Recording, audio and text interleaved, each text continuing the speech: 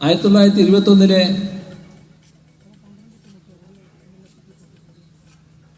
പ്രക്ഷോഭം, കർഷക പ്രക്ഷോഭം. ആ കർഷക പ്രക്ഷോഭത്തിന് വാര്യംകുന്നത്ത് കുഞ്ഞഹമ്മദ് ഹാജിയൊക്കെ ഐതിഹാസികമായ നേതൃത്വം നൽകി. ഏറനാട് കലാപം എന്ന പേരിൽ അറിയപ്പെട്ട അതിന്റെ ആസ്ഥാനം മഞ്ചേരിയാണെങ്കിലും നിലമ്പൂരിന്റെ മണ്ണിന് വലിയ പ്രത്യേകത അതിനകത്തുണ്ട്. ഒരുപാട് ധീരർ നിലമ്പൂരും കവളപ്പാറയിലുമൊക്കെയുള്ള അനേകം ധീരർ ജീവൻ കൊടുക്കേണ്ടി വന്ന ഒരു പ്രക്ഷോഭം. അന്തമാനിലേക്കടക്കം നാട് കടത്തപ്പെട്ടവർ, അതെല്ലാം ഇവിടെ നിലമ്പൂരിലുള്ളവരും ധാരാളം ഉള്ളതാണ് എന്ന് നമുക്കേവർക്കും അറിയാവുന്നതാണ്. ആ പ്രക്ഷോഭത്തിന് ഐതിഹാസികമായി നേതൃത്വം കൊടുത്ത വാര്യംകുന്നത്തിനെ ചതിയിലൂടെയാണ് പിടികൂടിയതും കൊണ്ടുപോയി കൊലപ്പെടുത്തിയതുമെന്നത്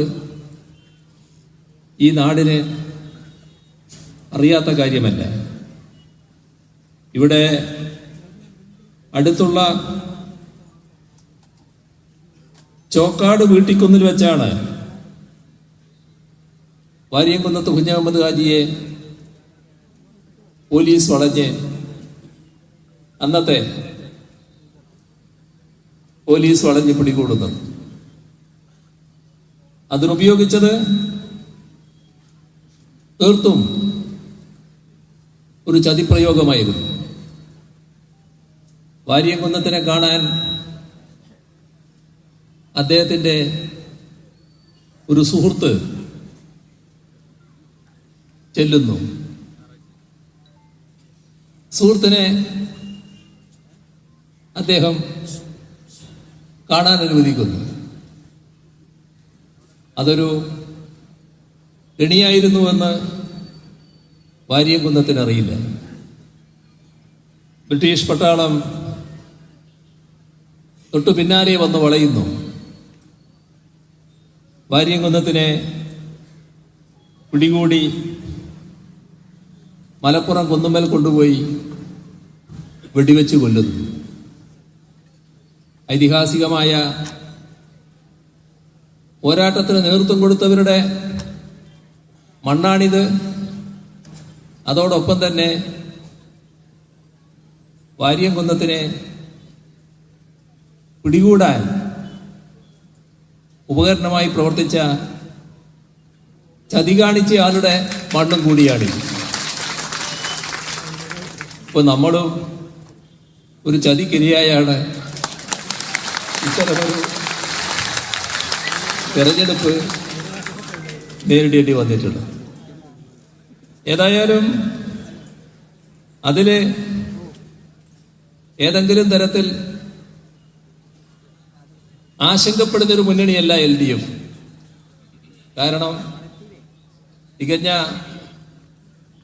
ആത്മവിശ്വാസത്തോടെ, നല്ല വിജയപ്രതീക്ഷയോടെ തെരഞ്ഞെടുപ്പിനെ നേരിടാനാണ് LDFന് കഴിയുക. അതിനിടയാക്കുന്നത്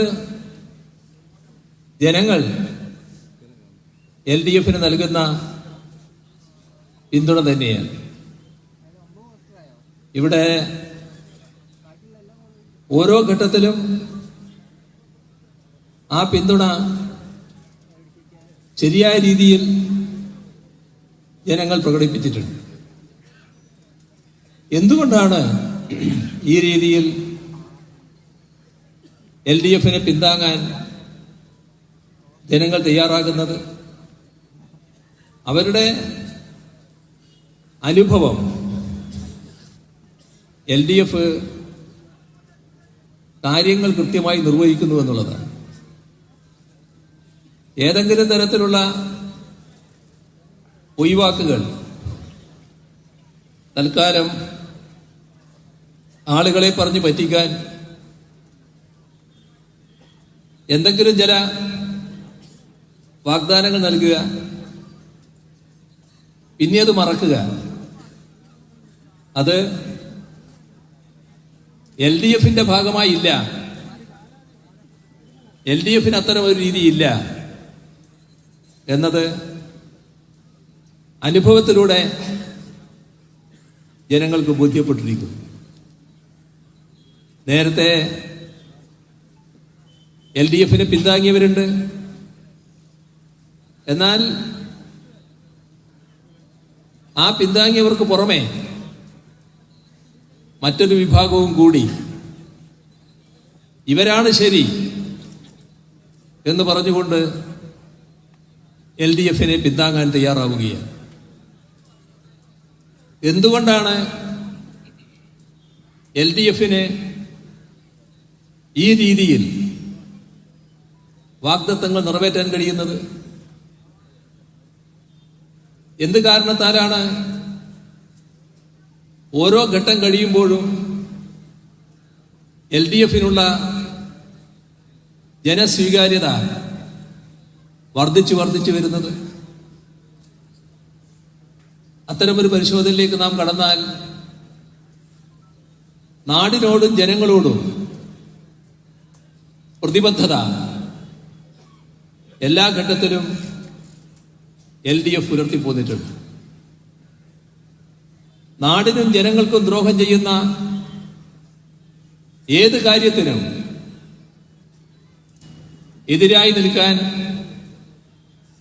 അതിനെ തുറന്നു കാണിക്കാൻ,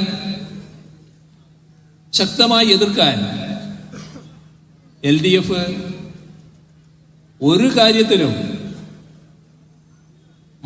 മടിയുണ്ടായിട്ടില്ല, മടിച്ചു നിന്നിട്ടില്ല, അറച്ചു നിന്നിട്ടില്ല. ഇതെല്ലാം നാടിന്റെ അനുഭവമാണ്. ഇപ്പോ കേരളത്തിന് കിട്ടിയ സൽപ്പേരുകളിൽ ഏറ്റവും പ്രധാനപ്പെട്ട ഒന്നാണ് കേരളം അഴിമതി ഏറ്റവും കുറഞ്ഞ സംസ്ഥാനം എന്നത്. ഈ പേരെങ്ങനെ വന്നതാണ്? LDFന് നാടിനോടുള്ള പ്രതിബദ്ധതയുടെ ഭാഗമായി വന്നതാണ്. ഇവിടെ ഏതെങ്കിലും തരത്തിൽ തങ്ങൾക്കുള്ളത് ഇങ്ങോട്ട് പോരട്ടെ എന്ന് ചിന്തിക്കുന്ന ഒരു സംസ്കാരം LDF വളർത്തിയിട്ടില്ല. ജനങ്ങൾക്കാകെ ഉപകാരപ്രദമാകുന്ന കാര്യങ്ങൾ അത് നടപ്പാക്കാനും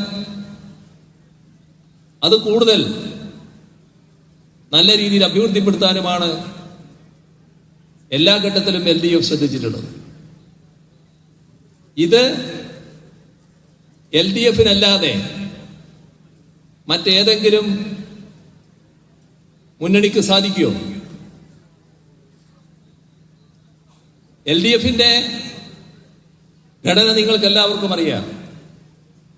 LDFന്റെ ഭാഗമായി അണിനിരന്നിട്ടുള്ള കക്ഷികളെ നിങ്ങൾക്ക് എല്ലാവർക്കും അറിയാം.